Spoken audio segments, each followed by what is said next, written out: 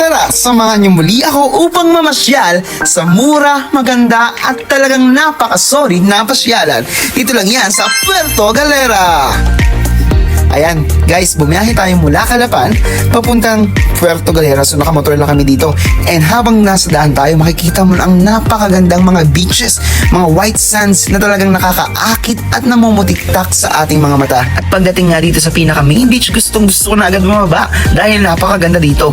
Pero bago yan, dumaan muna tayo sa Port of Galayon. Dito masasabi ko solid, para kang nasa ibang bansa. Alam mo yun, yung tila nasa Germany ka, gano'n, napakaganda ng mga yate at ang ganda-ganda ng view dito sa lugar na ito.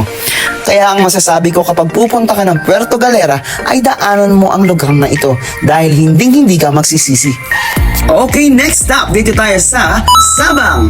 Talagang nakaka-miss dito dahil ang lakas mga Korean vibes. Ang ganda-ganda ng bawat store na makikita mo dito. Kaya huwag mong palalampasin to.